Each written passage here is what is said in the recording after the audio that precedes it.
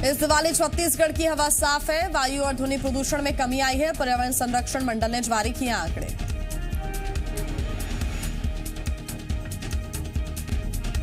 पिछले साल की तुलना में रायपुर में 5.8, बिलासपुर में 7.5 और भिलाई में 9.3% वायु प्रदूषण कम हुआ है। और इस साल सरकार ने पटाखे फोड़ने को लेकर सख्त गाइडलाइन जारी की थी। पर्यावरण संरक्षण मंडल ने रायपुर, बिलासपुर और भिलाई को आधार बनाकर आंकड़े जारी किए हैं। सीएम भूपेश बघेल आज 2 दिन के दिल्ली दौरे पर जाएंगे, जहां वो पार्टी के वरिष्ठ नेताओं के साथ ही केंद्रीय मंत्रियों से मुलाकात कर सकते हैं। माना जा रहा है कि पार्टी नेताओं से मुलाकात के दौरान वो मरवाही उपचुनाव में मिली जीत की जानकारी दे सकते हैं। साथ ही निगम मंडल को लेकर भी बातचीत की जा सकती है। सीएम केंद्रीय मंत्रियों से बातचीत के दौरान नक्सल समस्या, कोरोना संक्रमण और धान खरीदी को लेकर भी चर्चा कर सकते हैं।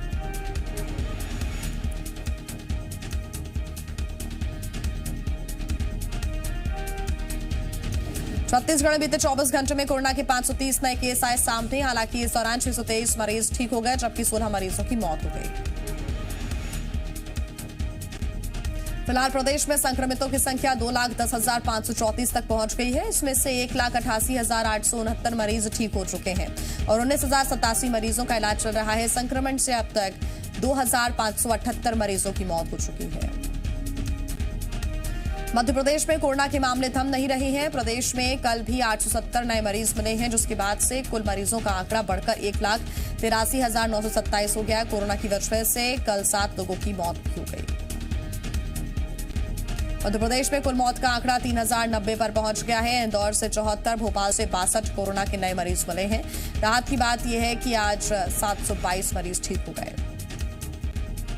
छिंदवाड़ा सांसद नकुलनाथ कोरोना पॉजिटिव हो गए। नकुलनाथ ने ट्वीट कर यह जानकारी दी है। नकुलनाथ ने ट्वीट कर लिखा है कि पिछले 2 दिनों से उन्हें कोरोना के हल्के लक्षण थे। टेस्ट करवाने पर उनकी रिपोर्ट पॉजिटिव आई है। फिलहाल वो अपने घर पर ही आइसोलेट किए गए हैं। और नकुलनाथ ने ट्वीट में लिखा है कि पिछले दिनों जो भी उनके संपर्क में आए हैं वो भी अपनी जांच जरूर करवा लें।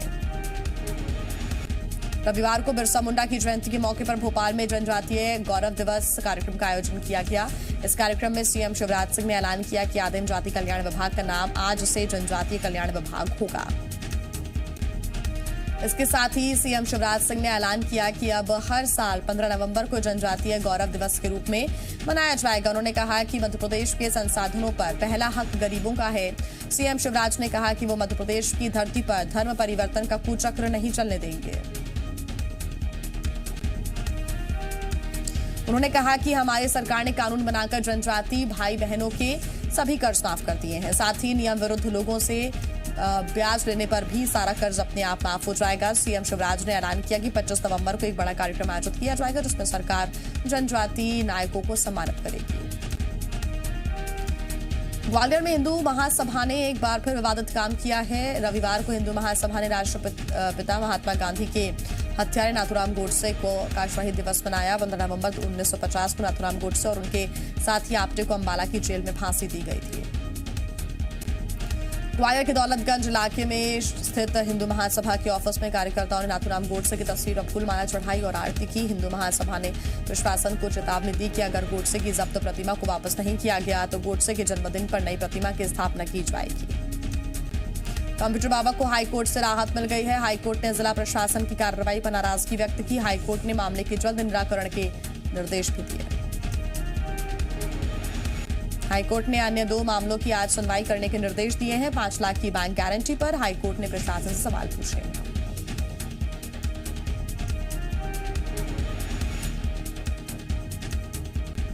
सागर के जैसीनगर में आयोजित मोहनिया मेले में पूर्व मंत्री और सुर्खी से बीजेपी विधायक गोविंद सिंह राजपूत का एक अलग अंदाज देखने को मिला। कार्यक्रम में गोविंद सिंह राजपूत ने बुंदेली दिवाली गाई और बीजेपी विधायक गोविंद सिंह राजपूत ने कार्यक्रम में कलाकारों के साथ नृत्य भी किया।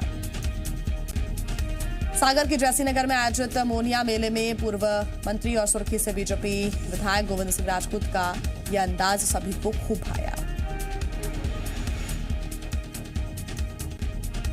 रतलाम के लक्कड़पीठा इलाके में लकड़ी के गोदाम में भीषण आग लगी। आग ने देखते ही देखते विकराल रूप ले लिया। फायर ब्रिगेड की 4 गाड़ियों ने मौके पर पहुंचकर आग बुझाई। गोदाम में सागवान की लकड़ियां रखी हुई थी। आग की तेज लपटों ने पड़ोस के एक घर को भी अपनी चपेट में ले लिया। हालांकि उस घर में मौजूद सभी लोगों को वक्त रहते सुरक्षित बाहर निकाला गया। मौके पर प्रशासन के अधिकारी पहुंचे। रतलाम नगर निगम कमिश्नर ने इलाके में जितने भी लकड़ी के अवैध गोदाम हैं उनकी जांच कराने के आदेश दे दिए हैं। जांच के बाद जो भी अवैध गोदाम मिलेंगे उन पर कार्रवाई की जाएगी। रतलाम के बीना में पुष्प विहार कॉलोनी स्थित एक मेडिकल स्टोर में आग लग गई। सूचना पाकर मौके पर पहुंची फायर ब्रिगेड की टीम की बड़ी लापरवाही सामने आई। फायर ब्रिगेड की गाड़ियों के पास पानी ही नहीं था, जिसके बाद लोगों ने बाल्टियों में पानी भर भर कर पानी डाला। इस दौरान दूसरी फायर ब्रिगेड की गाड़ी मौके पर पहुंची, तब जाकर आग पर काबू पाया गया। इस घटना में दवाइयां और फर्नीचर जलकर राख हो गई। आग कैसे लगी इसका पता नहीं चल सका है। पुलिस ने मामला दर्ज कर लिया है और जांच में जुट गई है। शिवपुरी के वेराड इलाके के तोड़ा गांव में कुएं में गिरने से बुजुर्ग की मौत हो गई। कुएं के पास से गुजरते वक्त यह हादसा हुआ। पिता के कुएं में गिरते ही उसकी 20 साल की बेटी भी पिता को बचाने के लिए कुएं में कूद गई। हालांकि पुलिस ने मौके पर पहुंचकर युवती को बचा लिया, लेकिन उसका पैर फ्रैक्चर हो गया। युवती को इलाज के लिए वेराड के अस्पताल में भर्ती कराया गया। बलरामपुर में कृषि विभाग की बड़ी लापरवाही सामने आई, जिससे न सिर्फ सरकारी खजानों के दुरुपयोग देखने को मिला है, साथ में लापरवाही किसानों की जेब पर भी भारी पड़ रही है। यहां किसानों को वितरण करने वाली लाखों रुपए की दवाइयां गोदाम में रख रखी एक्सपायर हो गई। पूरा मामला शंकरगढ़ स्थित कृषि गोदाम का है, जहां गोदाम भी काफी जर्जर हालत में है। इस मामले में कृषि अधिकारियों ने चुप्पी साध ली है। एक तरफ दवाइयां रखे रखे बर्बाद हो रही हैं, तो वहीं दूसरी तरफ किसान दुकानों से महंगी महंगी कीटनाशक दवाइयां खरीदने को मजबूर है। सतना के रामपुर बघेलान इलाके के गांव वसेमरा में दिवाली की रात भी अंधेरा ही छाया रहा। गांव के लोगों ने दिवाली तो मनाई, दिए भी जलाए, लेकिन गांव में बिजली नहीं होने की वजह से गांव वाले अपने घरों में खूबसूरत लाइटिंग नहीं कर पाए। गांव में बिजली के खंभे तो हैं, लेकिन बिजली विभाग की लापरवाही की वजह से बिजली नहीं आती है। 2 दिन पहले ग्रामीणों ने एसडीएम के नाम तहसीलदार को ज्ञापन सौंपा था। फिलहाल गांव वालों को कोई राहत नहीं मिली है।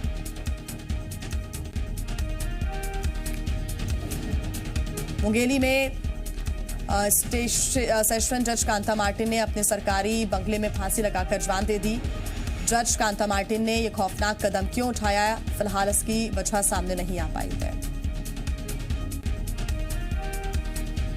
सूचना पर मौके पर पहुंची पुलिस ने जब घर के अंदर जाकर देखा तो जज कांता मार्टिन का शव उन्हीं की साड़ी से पंखे पर लटका हुआ मिला। मौके पर पुलिस पहुंची और किसी तरह का सुसाइड नोट पुलिस को नहीं मिला है। फिलहाल मुंगेली पुलिस इसकी जांच में जुटी हुई है। सागर के रहली थाना इलाके के रामपुर गांव के कुछ लोगों ने चौकीदार के साथ मारपीट की। मारपीट के कुछ देर बाद ही चौकीदार आसाराम ने फांसी लगाकर जान दे दी। चौकीदार के घर वालों और गांव के लोगों ने कुछ दबंगों पर वारदात को अंजाम देने का आरोप लगाया। पुलिस ने मामला दर्ज कर जांच शुरू कर दी है।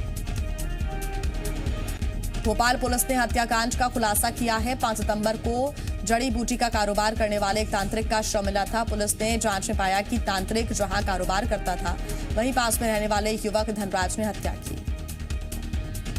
पूछताछ में आरोपी धनराज ने बताया कि तांत्रिक और उसकी पत्नी के अवैध संबंध थे। तांत्रिक कई बार उसकी पत्नी को धमकाता था। एक दिन हुए विवाद के बाद उसने तांत्रिक की हत्या कर दी और शव को रेलवे पटरी पर फेंक दिया।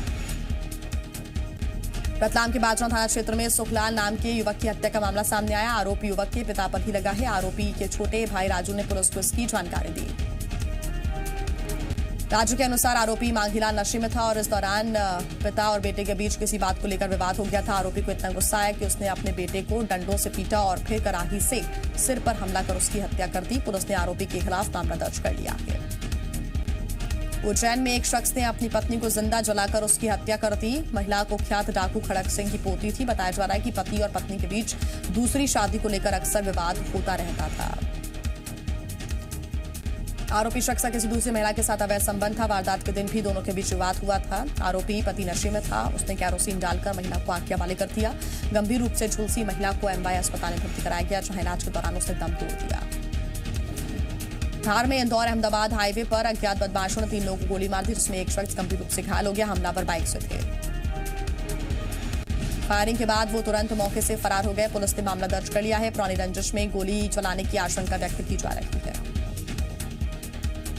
बीजेपी के वरिष्ठ नेता कैलाश सारंग रविवार को पंचतत्व में विलीन हो गए। भोपाल के सुभाष नगर मुक्तिधाम में पूरे राजकीय सम्मान के साथ उनका अंतिम संस्कार किया गया। कैलाश सारंग के बेटे और शिवराज सरकार में कैबिनेट मंत्री विश्वास सारंग ने उन्हें मुखाग्नि दी।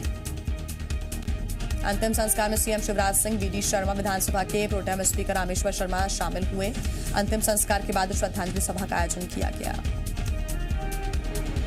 अंतिम संस्कार किए जाने से पहले कैलाश सारंग का पार्थिव शरीर भोपाल में बीजेपी दफ्तर में रखा गया। बीजेपी दफ्तर में कैलाश सारंग के अंतिम दर्शन के लिए बड़ी संख्या में बीजेपी कार्यकर्ता और लोग पहुंचे। कैलाश सारंग का निधन मुंबई के एक अस्पताल में हुआ, जहां पिछले कुछ वक्त से उनका इलाज चल रहा था।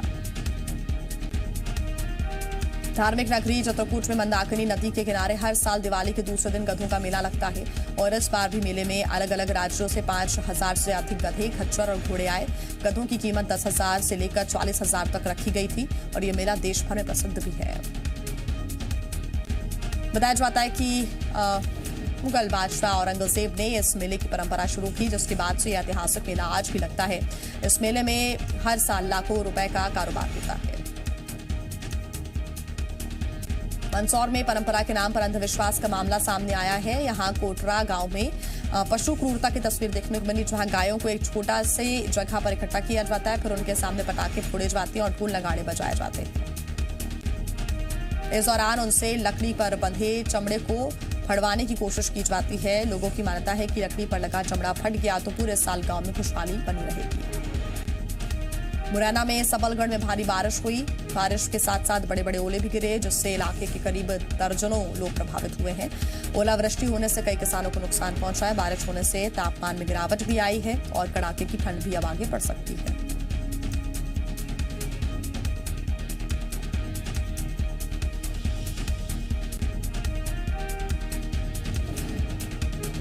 नीतीश कुमार आज 7वीं बार बिहार के मुख्यमंत्री पद की शपथ लेंगे। शपथ ग्रहण समारोह शाम 5 बजे पटना में आयोजित किया जाएगा।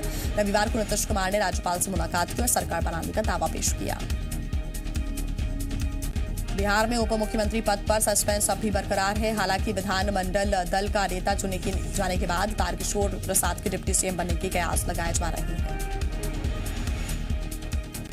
बिहार चुनावों में हार के बाद आरजेडी नेता शिवानंद तिवारी ने कांग्रेस को महागठबंधन के पैरों की जंजीर बताया। शिवानंद ने आरोप लगाया कि बिहार चुनाव के वक्त राहुल गांधी पिकनिक मना रहे थे। शिवानंद ने कहा कि कांग्रेस ने अखिलेश के साथ भी यही किया। आज बंद हो रही है केदारनाथ धाम के कपाट, बाबा की डोली लौटेगी ऊखीमठ। सीएम योगी और त्रिवेंद्र रावत कार्यक्रम में शामिल। पूजा अर्चना के बाद बद्रीनाथ जाएंगे दोनों मुख्यमंत्री। दिल्ली और आसपास हुई बारिश से यहां प्रदूषण में कमी आई है और रविवार को हुई बारिश के बाद एयर क्वालिटी इंडेक्स में पहले से थोड़ा सुधार हुआ है। मौसम विभाग ने 17 नवंबर तक हल्की बारिश का अनुमान जताया, तब तक प्रदूषण से राहत मिलती रहेगी।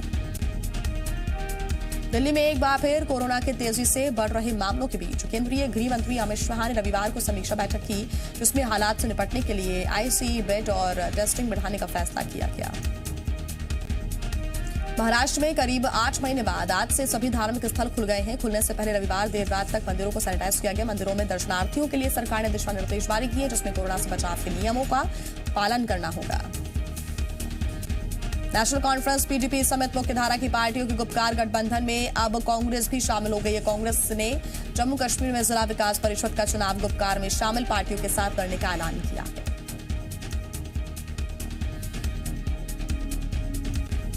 पश्चिम बंगाल बीजेपी अध्यक्ष दिलीप घोष का दावा, राज्य आतंकियों का अड्डा बना, अलकायदा का नेटवर्क बढ़ा। पश्चिम बंगाल में कश्मीर से भी बदतर हालात।